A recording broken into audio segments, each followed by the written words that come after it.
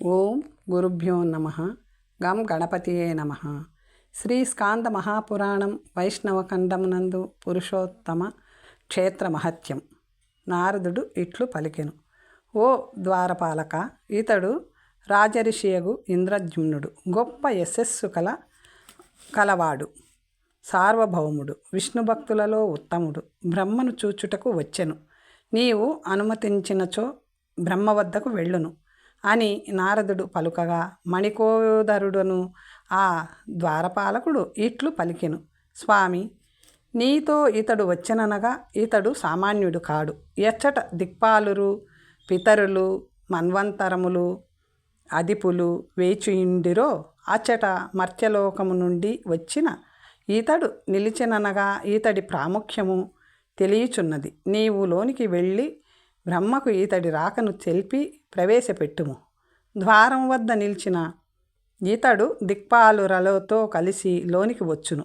బ్రహ్మగానమునందు ఏకాగ్ర చిత్తుడై ఉండెను కనుక మాతో కలిసి ఇచ్చట అవసరం కొరకు నిరీక్షింపవలెను. మీ తండ్రి సేవకుడును అగు నాపై కోపగింపరాదు అని పలుకగా, నారదుడు బ్రహ్మ వద్దకు వెళ్ళి నమస్కరించి సాష్టాంగపాతము చేసి ఇంద్రద్యుమ్నుని గూర్చి విన్నవించెను. కడగంటి చూపుచే ఇంద్రద్యుమ్నుని ప్రవేశపెట్టుటకు ఆదేశించెను. గానమునందు నిమగ్నమై ఉండుటచే ఏమియూ పలుకలేదు. దివ్యమగు గానమునందు సంగీతమందు కుతూహలము కలిగిన మనస్సును తెలుసుకొని నారదుడు నృపోత్తముడగు ఇంద్రద్యుమ్నుని చాలాసేపటి నుండి వేచియున్న ఇంద్రాదులతో పాటు ప్రవేశపెట్టెను.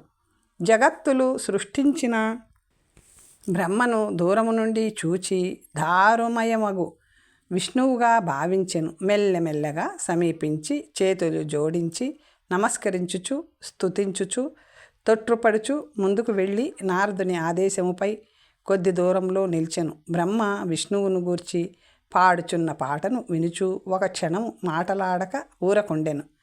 ఇరుపక్కల సావిత్రి, శారదలు, వింజామరలు వీచుచుండగా పవిత్రమగు వేదములు, స్వచ్ఛమగు రూపములు ధరించి గానము చేయుచుండెను. కళ, కాష్టము, నిమేషము మొదలగు విభాగములు లేక యుగములు గడిచిపోవుచుండెను. ఎవరి లోకమునందు ఉన్నవారికి వ్యాధులు, అంధులు కలగవు, అధులు కలగవు. మన్వంతరములు, యుగములు, ప్రవర్తనము, కల్పములు గడిచిపోవుట తెలియదు. గీతము పూర్తి అయిన బ్రహ్మ చిరునవ్వు నవ్వుచూ ఇంద్రద్యుమ్నునితో ఇట్లు పలికెను. మహానుభావుడవగు ఓ ఇంద్రద్యుమ్న, నీవు భగవంతునికి సాక్షాత్ ఇష్టుడవు. ఇతరులకు దుర్లభమగు ఈ సత్యలోకము తెలుసుకొనగలిగితివి. తమ కల్మషములన్నీయు పొగొట్టుకొని మునులు ఇచ్చటకు వచ్చుటకు ప్రయత్నించుచు తపోనిష్ఠులై కల్పాంతము వరకు వేచి ఇందురు. 14 లోకములందు ఉన్న సకల ప్రాణులకు చైతన్యము మొదలగు విచిత్రములకు ఆదియే ఆశ్రయస్థానము. ఇదియే ఆశ్రయస్థానము. రాజు తన వద్దకు వచ్చిన కారణము తనకు తెలిసినను అతడికి తగిన గౌరవమిచ్చుచు మిక్కిలి ప్రీతితో ఇట్లు అడిగెను. ఏ పనిపై ఇచ్చటకు వచ్చితివి? నీ మనస్సునందు ఉన్నది చెప్పుము. నన్ను చూచిన తరువాత నీకు తీరని కోరిక ఏమీ ఉండదు.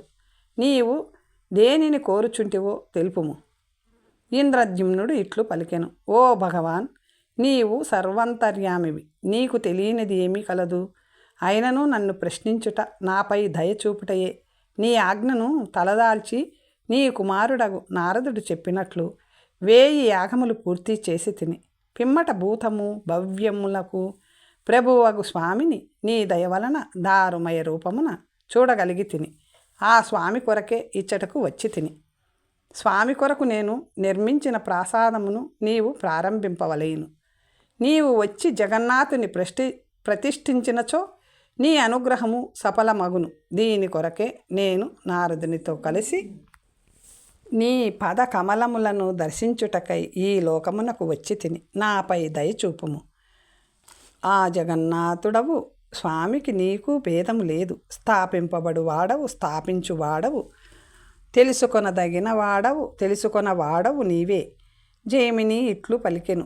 ఈ విధముగా ఇంద్రద్యుమ్నుడు పలుకగా దుర్వాస మహాముని బ్రహ్మకు సాష్టాంగముగా నమస్కరించి చేతులు జోడించి జగద్గురువగు బ్రహ్మతో ఇట్లు పలికెను. స్వామి, మీ ద్వారపాలకులు అడ్డగించుటచే లోకపాలకులు, పితరులు, మన్వంతర అధిపతులు చాలా కాలము నుండి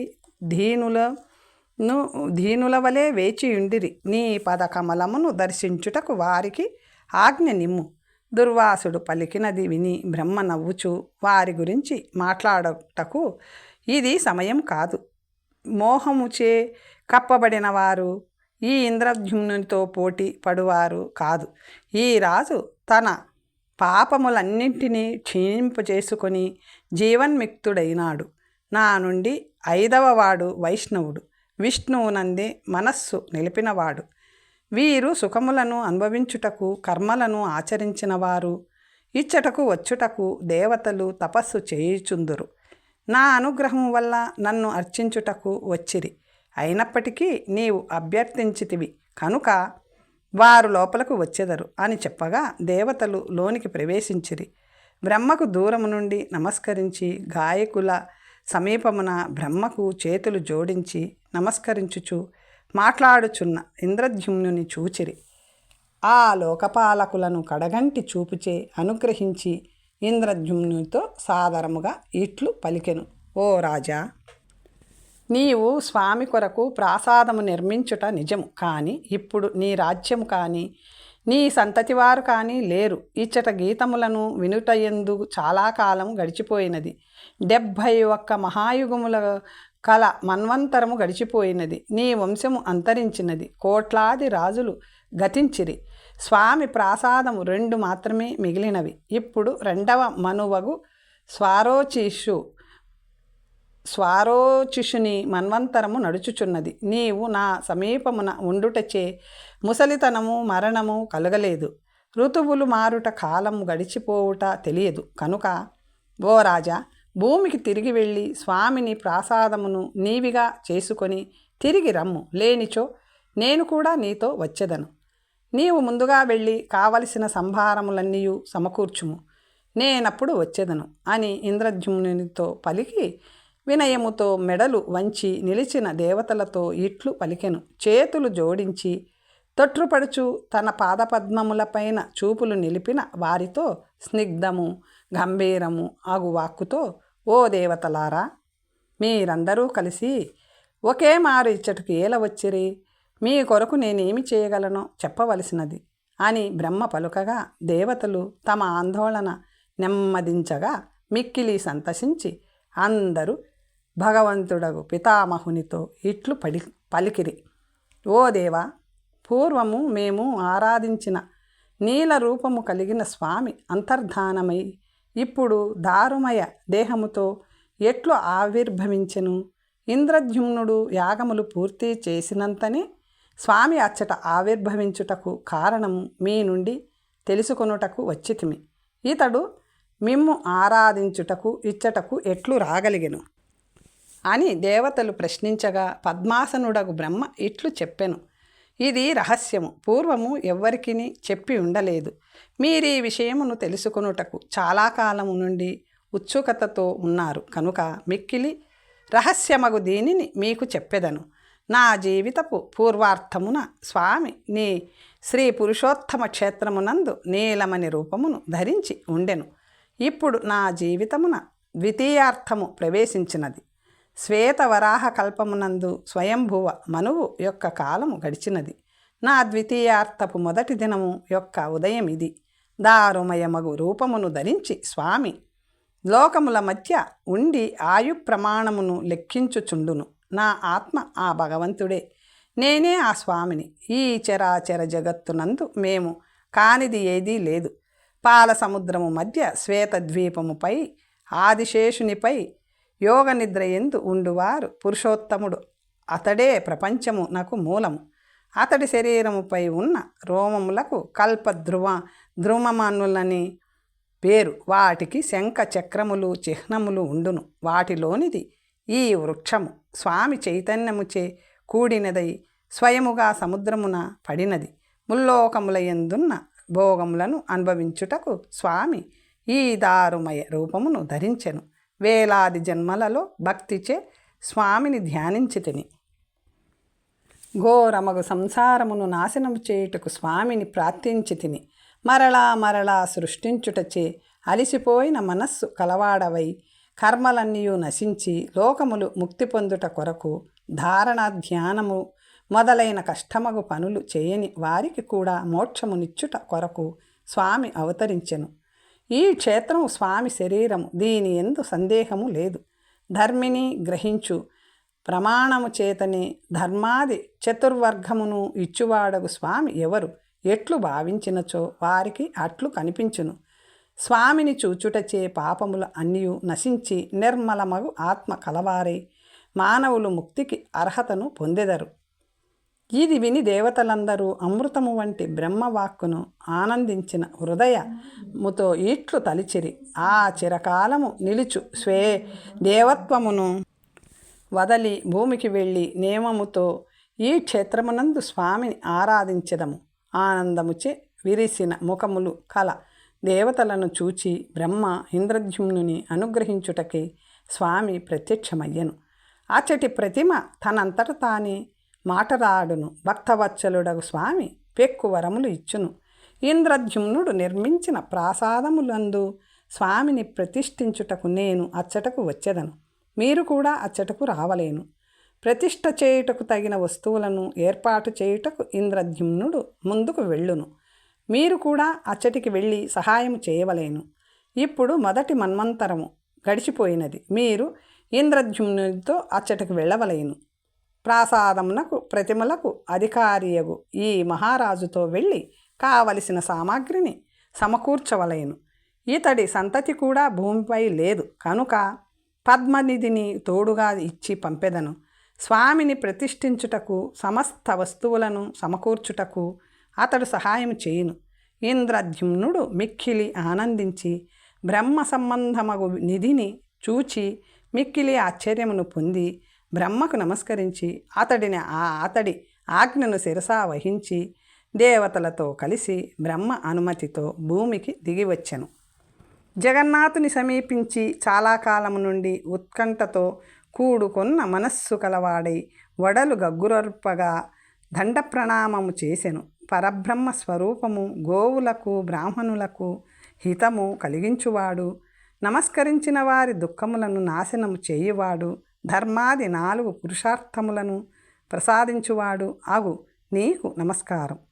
హిరణ్య గర్భుని పురుషుని ప్రకృతిని వెల్లడి చేయువాడా ఓ వాసుదేవా, శుద్ధమగు జ్ఞానమునకు రూపమైనవాడా నీకు నమస్కారం అని పలుకుచూ స్తుతించుచూ రాజు ఆనంద బాష్పములతో కన్నులు నిండిన వాడై ప్రదక్షిణము చేసి మరలా మరలా నమస్కరించెను. పిమ్మట అచ్చటకు వచ్చిన దేవతలందరూ సంతోషంతో చేతులు జోడించి స్వామికి నమస్కరించిరి. 1000 శిరస్సులు కలిగిన ఓ పరమపురుష, 1000 కన్నులు 1000 పాదములు కలవాడా, భూమినంతటిని వ్యాపించి 10 అంగుళములు మిగిలితివి. ఎవ్వరు పరబ్రహ్మయో పరమాత్మ అని కీర్తింపబడునో భూతము వర్తమానము భవిష్యము అన్నియు ఆ పురుషుడే. అటువంటిది ఇతడి మహిమ. ఇతడు అందరికంటే గొప్పవాడు, శక్తిమంతుడు. ప్రపంచమునందున్న జీవులన్నీయు అతడిలో ఒక పాదము, మిగిలిన 3 పాదములు అమృతమయమైనవి. నీ నుండి వేదములు పుట్టినవి. యజ్ఞపురుషుడు కూడా పుట్టెను. నీ నుండి అశ్వములు, ఆవులు, గొర్రెలు పుట్టెను.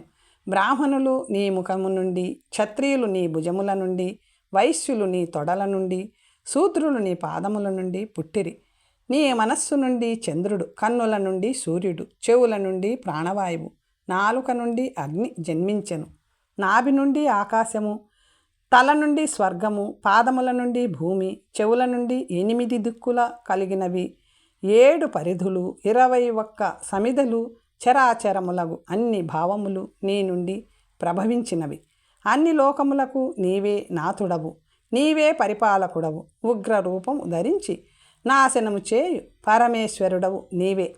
నీవే యజ్ఞము, యజ్ఞాంశము, యజ్ఞేశుడవు, పరాత్పరుడవు, శబ్ద బ్రహ్మవు, విశ్వమునకు ప్రభువు నీవే. స్వరాట్, సామ్రాట్, విరాట్ పురుషుడవు నీవే. క్రింది భాగము పై భాగము తిర్యక్ అన్నియు నీవే. జగత్తునందు వ్యాపించియున్నది నీవే. నీ గురించి యజ్ఞము చేయు యజ్ఞకులు పరమ పదమును పొందుచున్నారు. భోజ్యము భోక్త అవిస్సు హోత హవనము ఫలమునిచ్చువాడవు నీవే. అన్ని కర్మలకు భోక్తవు, అన్ని కర్మల స్వరూపము నీవే. అన్ని కర్మలకు ఉపకరణము, అన్ని కర్మలకు ఫలమునను ఇచ్చువాడవు నీవే. కర్మ చేయుటకు ప్రేరేపించువాడవు, ధర్మార్థ కామములను సిద్ధింపచేయువాడవు నీవే. నీవు తప్ప వేరెవరు మోక్షమిచ్చుటకు శక్తి కలవారు కారు. ఓ అనంత, 1000 రూపములు, 1000 పాదములు, కన్నులు, శిరస్సులు, బాహువులు, పేర్లు కలిగి శాశ్వతమునండు ఓ స్వామి, 1000 కోట్ల యుగములను ధరించువాడవు నీవే. మేము కర్మలు ఆచరించుటకు అధికారం కోల్పోయి నిన్ను శరణు వేడితిమి. వేరు గతిలేని మమ్ము కాపాడుము. సంసారమునందు పడిన వారికి నీవే రక్షకుడవు. నీవు సృష్టించిన ఈ సృష్టియందు దీనులను రక్షించువారు వేరెవ్వరు కలరు. దీనులకు అనాథులకు నీవే తండ్రివి. రక్షించువాడవు, రక్షింపబడువాడవు, అన్ని పదముల నుండి రక్షించువాడవు నీవే. ఓ జగన్నాథ, రక్షింపుము. పరమేశ్వర, మమ్ము కాపాడుము. రక్షించుటయందు నీకంటే శక్తి గలవారు ఎవ్వరు? ఓ అంతర్యామి, సమస్త తేజస్సులకు నిధివగు నీకు నమస్కారం అని దేవతలు స్తుతించి మరలా నమస్కరించిరి. ఇంద్రద్యుమ్నునితో కలిసి బయటకు వచ్చిరి. పిమ్మట శ్రీ నరసింహక్షేత్రమునకు వెళ్ళి నమస్కరించి పరమ భక్తితో నరసింహునికి నమస్కరించి పూజించిరి. ప్రాసాదము నిర్మించిన నీలాద్రి శిఖరము వద్దకు సమస్త వస్తువులను సమకూర్చు పద్మనిధితో కలిసి వెళ్ళిరి. అచ్చట మిక్కిలి ఎత్తైనది, ఆకాశమున వ్యాపించినది, సూర్యుని గతిని అడ్డగించుటకు పెరిగిన వింధ్య పర్వతమును మించిపోయినది, దిక్కులన్నిటా నిండినది, విచిత్రమగు ఘటనములచే ప్రకాశించుచున్నది, చాలా కాలము నుండి స్వస్తివాచకములు పలుకబడినది ఆగు ప్రాసాదమును చూచిరి. అప్పుడు వైష్ణోత్తముడగు ఆ ఇంద్రద్యుమ్నుడు, నేను సత్యలోకమునకు వెళ్ళుటకు ముందు ఈ ప్రాసాదము పూర్తి అయి ఉండలేదు, కానీ ఇప్పుడు సంపూర్ణమై ఉండుట స్వామి ప్రభావమే కానీ మానవ ప్రయత్నం కారణం కాదు. మన్వంతరము కూడా పూర్తయినది. అయినప్పటికీ ఈ ప్రాసాదము నిలిచియున్నది. ఇది మిక్కిలి దుర్లభము. మానవులు నిర్మించిన ఈ ప్రాసాదము పుట్టవలే ఉన్నది. కొద్ది కాలమే జీవించుచు పెరిగిన వృక్షములతో కలిసి నాశనమగును. నాపై అనుగ్రహముచే ఈ భవనమును స్వామి కాపాడెను అని తలచి పిమ్మట తనకు సహాయం వచ్చిన వారితో ఇట్లనెను. జగన్నాథుని ప్రాసాదమును నిర్మించి తినని మీకు తెలియను. స్వామి దారు రూపమున ఇచ్చట ఆవిర్భవించెను. అప్పుడు అశరీరవాణి నాతో ఇట్లు పలికెను. స్వామి కొరకు నీలాద్రి శిఖరముపై 1000 చేతులు నిండివి గల ప్రాసాదమును నిర్మింపుమనెను. స్వయముగా వచ్చును కనుక ఇచ్చట సామాగ్రిని సమకూర్చుటయందు ఎవ్వరు సహాయపడగలరు అని పలుకగా, కర్మము చేయుటయందు అధికారం లేని దేవతలు ఇట్లు అనిరి. దీనిని గూర్చి మనకు కూడా తెలియదు. స్వామి మాకు గురువగు బ్రహ్మకు గురువు. ఈ విషయము మా వశమందు లేదు. ఓ రాజా, బ్రహ్మ ఆజ్ఞాపించుటచే నేనిచ్చటకు నీతో వచ్చి తిని. నేనిచ్చట ఏమి చేయవలేను, ఏ వస్తువు సమకూర్చవలేను అనెను పద్మనిధి. అని వారు పలుకుచుండగా నారదుడు వారి ఎదుట నిలిచెను. సర్వశాస్త్రములు యందు విశారదుడగు అతడు బ్రహ్మ పంపగా అచ్చటకు వచ్చెను. సమస్త వస్తువులను శాస్త్రములలో చెప్పినట్లు సమకూర్చుము. నీవు చెప్పినచో పద్మనిధి వాటిని ఏర్పరచును అని బ్రహ్మ చెప్పగా అచ్చటకు వచ్చిన నారదుని చూచి వారందరూ ఆనందించి లేచి నిలిచిరి. ఇంద్రద్యుమ్నుడు నారదునికి షడ్అర్ఘ్యములచే స్వాగతము చెప్పెను. మానవుల రూపములను ధరించిన ఆ దేవతలందరూ అతడికి నమస్కరించిరి. ఇంద్రద్యుమ్నుడు కూడా ప్రతిష్ఠ కొరకు కావలసిన వస్తువులను చెప్పుటకై నారదుని ఇట్లు ప్రార్థించెను. ఓ మునిశ్రేష్ఠ, పురోహితుడు చాలా కాలం నుండి లేకపోవటచే నాకు తెలియదు కనుక వేటిని సమకూర్చవలేనో క్రమముగా తెలుపుము అని ఇంద్రద్యుమ్నుడు పలుకగా, నారదుడు శాస్త్రములలో చెప్పిన దానిని విచారించి ఒక పత్రమునందు కావలసిన వస్తువులన్నీ క్రమముగా వ్రాసి అతడికి ఇచ్చెను. రాజు కూడా ఆ పత్రమును మరలా విని దానిని పద్మనిధికి ఇచ్చెను. ఓ పద్మనిధి, బంగారు మండపమును నిర్మింపుము. బ్రహ్మ కొరకు దివ్య భవనము, బ్రహ్మ ఋషులకు నిర్మలమగు నివాసమును నిర్మింపుము. ఇంద్రాది దేవతలకు, సిద్ధులకు, భూలోక వాసులకు, మునీంద్రులకు, రాజులకు, పాతాళమునందు నివసించు వారికి, నాగరాజులకు, ముల్లోక వాసులకు వారి వారికి తగినట్లుగా ఆసనములతో కూడిన గృహములను ఏర్పరచుము. కావలసిన ద్రవ్యమును, వస్తువులను కల్పింపుము. విశ్వకర్మ కూడా నీకు సహాయము చేయగలడు అని ఆదేశములు ఇచ్చుచున్న ఇంద్రజుమ్నునితో నారదుడు ఇట్లు అనెను. ఈ సంభారములను విడివిడిగా వ్యవధానములతో ఏర్పరచవలేను. బంగారముతో 3 రథములను తయారు చేయింపవలేను. వాటిని పట్టువస్త్రములు, రత్నమాలలు మున్నగు బహు మూల్యము కలిగిన వాటిచే చక్కగా అలంకరించవలేను. జగన్నాథుని రథముపై గరుడధ్వజము, సుభద్ర రథముపై పద్మధ్వజము ఏర్పరచవలేను. స్వామి రథమునకు 16 చక్రములు, బలరాముని రథమునకు 14 చక్రములు, సుభద్ర రథమునకు 12 చక్రములు ఉండవలేను. రథము పొడవు స్వామికి అస్తములు, బలరామునికి, సుభద్రకు ఉండవలేను. ఉత్తమమైన ఆసనము, విగ్రహము కలిగిన స్వామియే లోకములకు నివాస స్థానము. ఆ స్వామి కదిలినచో లోకములకు నాశనము కలుగును కనుక స్వామికి గమనము లేదు.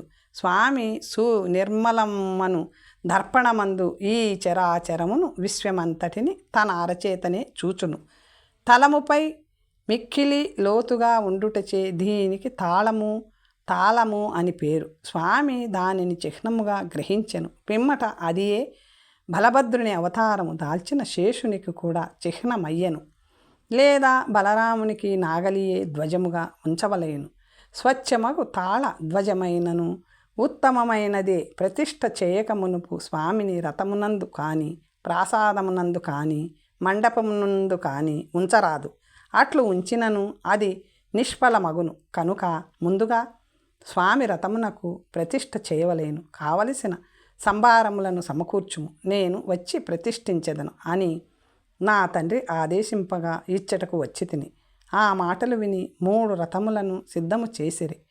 పద్మనిధి సమకూర్చిన సంభారములతో విశ్వకర్మ ఒక దినములో చక్కని అక్షము, చక్రము, స్తంభము, విస్తీర్ణము, తోరణము కలిగినది, ధ్వజము, పతాకము, వివిధ చిత్రములచే మనోహరము, విచిత్రములకు జంట బొమ్మలచే, వలయముచే కూడుకున్నది, బంగారంచే చేసిన ఆ రథము సూర్యుని రథము వలె ప్రకాశించుచుండెను. మేఘము వలె గంభీరమగు శబ్దము చేయుచు లాగుటకు చక్కని పగ్గములు కలిగి వాయు వేగముతో వెళ్ళునట్టి వందలాది తెల్లని గుర్రములు పూడ్చినట్టి ఆ రథమును నారదుడు శాస్త్రోక్తముగా శుభలగ్నమందు, శుభముహూర్తమందు, శుభతిథి ఎందు ప్రతిష్ఠించెను. ఓ జైమిని మహర్షి, నీవు అన్నియూ తెలిసినవాడు. బ్రహ్మ ఏ రథమును స్వామి కొరకు ప్రతిష్ఠించెను, ఎట్లు ప్రతిష్ఠించెను మాకు సవివరముగా తెలుపమని మునులు పలికిరి. జైమిని ఇట్లు చెప్పెను. నారదుడు ఏ విధముగా రథములు ప్రతిష్ఠించెనో ఆ ప్రకారమున చూచినట్లుగా మీకు చెప్పెదను. రథమునకు ఈ దిగ్భాగమున మనోహరమగు ఒక శాలను నిర్మించి దాని మధ్య భాగమున ఒక మండపమును నిర్మించెను. దాని యందు నలు చెదరముగా 4 అస్తములు పొడవు వెడల్పు కలిగిన వేదిని నిర్మించెను. ప్రతిష్టకు ముందు రాత్రి ఉత్తరమున శుభముహూర్తమున అంకురార్పణము గావించెను. 32 దేవతలకు యథావిధి బలి ఇచ్చెను. ప్రాతకాలమున ఆ వేదిక మధ్య ఒక మండపమును పద్మము ఆకారమున కానీ, స్వస్తిక రూపమున కానీ లిఖించి కుంభమును అచ్చట ఉంచవలేను. ఆ కుంభమునందు 5 చెట్ల నుండి తీసిన కపాయమును నిలపవలేను. గంగాది పుణ్యజలములను చిగురాకులతో మట్టితో కలిపి దాని యందు ఉంచవలేను. అన్ని విధములకు సుగంధములను, పంచరత్నములను, సమస్త ఔషధములను నింపి ఆచార్యుడు తూర్పు దిక్కుకు తిరిగి శుచి అయి విష్ణువును స్మరించుచు పంచామృతములను నింపవలేను. పట్టు వస్త్రము చుట్టి కంఠభాగమున సుగంధముల మనోహరములు అగు మాలలను అలంకరింపవలేను. పండ్లు, చిగురాకులతో కౌతుక మంగళమును పూరించి అచ్చట దేవదేవుడు అవ్యయుడు అగు నరసింహుని మంత్ర రాజముతో యథావిధిగా ఉపచారములతో పూజించి అనుగ్రహమును పొంది ఆ కుంభమునందు స్వామిని ఆవాహన చేయవలేను. పిమ్మట వివిధములగు బాహ్య పూజలచే అర్చింపవలేను. ఆ కుంభమునకు వాయవ్య భాగమున 1008 సార్లు సమిదలతో నేతితో అవిస్సులు అర్పించవలయను. ఆ కుంభం మధ్యమున సంపాతములను ఉంచవలయను. రథమును పతాకమును గంధము మాలలచే చక్కగా అలంకరించి అన్ని భాగములను గంధపు నీటిచే తుడపవలయను. నల్ల అగరుచే ధూపము వేసి శంఖములు బాకాలు ఊదుచు స్వామి ధ్వజముపై వాయుదేవుని ప్రతిష్ఠింపవలయను. ఎర్రని మాలలు గంధము మున్నగ వాటిచే పూజించి ఈ మంత్రమును చదువుచు గరుత్మంతుని ప్రార్థింపవలయను. ఎవరు విశ్వమునకు ప్రాణమో, విష్ణువు యొక్క రూపమో వాహనమో ఎవరిని తలిచినంతనే నాగస్త్రీలకు భయముచే గర్భస్రావము కలుగును. ఎవరి ముఖము కదులుచున్న భీకరమగు కొన కలిగిన ముక్కుచే ముక్కలు చేసిన నాగుల బస రక్తము కలిగి ఉన్నదో, ఎవరిని వేదములు స్తుతించుచున్నవో, పక్షులకు అధిపతియో, స్వచ్ఛమగు బంగారు వర్ణము కలిగి ఉండెనో అట్టి గరుత్మంతునికి నమస్కారం. వేద మంత్రములచే శంఖనాదములచే వివిధ వాద్యములచే సూక్తములను పఠించుచు గరుత్మంతుని రథము పైభాగమున ప్రతిష్ఠింపవలేను. ఆ పైన కుంభము నుంచి రథమును నడుపుచు 3 మార్లు మంత్రమును చదువుతూ బ్రహ్మతో కలిసి తుడపవలేను. పిమ్మట పూర్ణాహుతి సమర్పించి బ్రహ్మకు దక్షిణ ఇయ్యవలేను. ఆచార్యునికి కూడా సంతోషము కలుగునట్లు దక్షిణ ఇయ్యవలేను. తరువాత పాయసము తేనె నెయ్యి మొదలైన వాటిచే బ్రాహ్మణులకు భోజనములు పెట్టవలేను. 12 మంత్రము పఠించుచు బలరాముని రథమును ప్రతిష్ఠించవలేను. నాగలిని ప్రతిష్ఠించి నాగలి గుర్తుగల ధ్వజమును ఏర్పాటు చేయవలేను. 12 అక్షరములు గల మూల మంత్రమును పఠింపవలేను. సుభద్ర యొక్క రథమును లక్ష్మీ సూక్తము పఠించుచు ప్రతిష్ఠింపవలేను. ఓ పద్మమా, నీవు స్వామి నాభి నుండి పుట్టితివి. బ్రహ్మాండముల వరుస వంటి రూపమును పొంది ఇంటివి. బ్రహ్మకు ఆసనమైతివి, లక్ష్మికి స్థానమైతివి. స్థిరముగా ఉండుము అని పఠించుచు పద్మము చిహ్నముగా గల ధ్వజమును ఏర్పరచవలయును. ఈ విధముగా ధ్వజారోహణము చేసి 25 అవిస్సులచే ఒక్కొక్క రథమునకు హవనము చేయవలయును. ఇట్లు రథములను ప్రతిష్ఠించి బంగారము, ఆవులు, వస్త్రములు, ధాన్యము మొదలగునవి దేవునికి భక్తితో దక్షిణగా సమర్పించవలయును. ఈ విధముగా ప్రతిష్ఠించిన రథమునందు స్వామిని వేదఘోషతో విధిపూర్వకముగా ఆరోహింపచేయవలయును. ముందుగా జయమంగళ శబ్దముతో వివిధ వాయిద్యములను మ్రోగించుచు చామరములు, పల్లకీలు, ధూపములు, పూల వాసనలతో బ్రాహ్మణులు, క్షత్రియులు, వైశ్యులతో కలిసి స్వామిని రథము వద్దకు తీసుకు వెళ్ళవలయును. స్వామితో సకల శుభ లక్షణములు గల అశ్వములతో, ఏనుగులతో, వృషభములతో కూడా వెళ్ళవలేను. విష్ణు భక్తులకు వారు స్వామిని జాగ్రత్తగా తీసుకొని రావలేను. అచ్చటకు వచ్చిన ప్రజలందరకు భక్ష్యములు, భోజ్యములు, లేపనములు మున్నగు వాటిచే సంతోషం కలిగింపవలయును. రథముపై దేవతలకు బలి మంత్రముతో బలిని సమర్పింపవలయును. ఓ దేవతలారా, బలిని స్వీకరింతురుగాక. ఆదిత్యులారా, వసువులారా, మరుత్తులారా, అశ్వనులారా, రుద్రులారా, సుపర్ణులారా, నాగులారా, గ్రహములారా, అసురులారా, రాక్షసులారా, రథముపై ఉన్న దేవతలారా, దిక్పాలకులారా, లోకపాలకులారా, విఘ్నాధిపతులారా, దివ్యులారా, మహర్షులారా, లోకములకు శుభమును కల్పింపుడు. విఘ్నములు కలుగకుండా చూచుచుందురుగాక. దైత్యులు, భూతగణములు సౌమ్యులై తృప్తులగుదురుగాక. పిమ్మట స్వామిని సమభూమిపై వైష్ణవ గాయత్రీ మంత్రమును, విష్ణు సూక్తమును చదువుచు తీసుకొని వెళ్ళవలేను. వామదేవ మంత్రములు పవిత్రములకు మానసోక్తక మంత్రములచే రథంతర మంత్రములు చేత స్వస్తి వచనముల చేత వివిధ వాయిద్యముల మ్రోత చేత మెల్లమెల్లగా రథమును క్రిందకు దింపవలేను. అచ్చట కలుగు ఉత్పాతములను చెప్పెదను. రథము కొంచెము తడబడినను, కోల తిరిగినను బ్రాహ్మణులకు భయము. అక్షము విరిగిపోయినచో క్షత్రియులకు నాశనము. దూలము విరిగినచో వైశ్యులకు, మేకు విరిగినచో శూద్రులకు నాశనము కలుగును. కాడి విరిగినచో అనావృష్టి, పీఠము భంగమైనచో ప్రజలకు భయము. రథము యొక్క చక్రము విరిగినచో శత్రు భయము కలుగును. ధ్వజము పడిపోయినచో వేరొక రాజు వచ్చును. ప్రతిమలు విరిగిపోయినచో రాజుకు మరణం తప్పదు. రథము పడిపోయినచో అన్ని జనపదములలోని వారికి నాశనము కలుగును. ఈ విధమైన ఉత్పాతములు అశుభములు కలిగినచో తిరిగి బలిని ఇయ్యవలేను. శాంతి హోమము చేయవలేను. బ్రాహ్మణులకు భోజనములు పెట్టవలేను. అన్నదానములు చేయవలేను. ఈశాన్య దిక్కునందు రథమునకు అగ్నిని ఏర్పరచవలేను. సమిదలు నెయ్యి, తేనె, మోదుగ సమిదెలును నేతిలో ముంచి హోమము చేయవలేను. మంత్రరాజమగు వైష్ణవ మంత్రముచే దీక్ష పొంది చంద్రునికి, అగ్నికి, ప్రజాపతికి, గ్రహములకు, బ్రహ్మకు, దిక్పాలకులకు హోమము చేసి చివరకు రథమునందు ఎచ్చట దోషములు కలవో అచ్చట దీక్షితుడైన వాడు ప్రతిష్టామంత్రముతో హోమము చేయవలేను. దాని వలన విశేషమగు శుభము కలుగును. హోమము ముగిసిన పిమ్మట బ్రాహ్మణులతో శాంతి చేయించవలేను. బ్రాహ్మణులకు శుభము కలుగుగాక. ఎల్లప్పుడూ రాజులకు శుభము కలుగుగాక. ఆవులకు, ప్రజలకు శుభము కలుగుగాక. లోకములకు శాంతి కలుగుగాక. 2 పాదములు కలవారికి, 4 పాదములు కలవాటికి, ప్రజలకు, తనకు శుభము కలుగుగాక. దేవునికి శాంతి కలుగుగాక.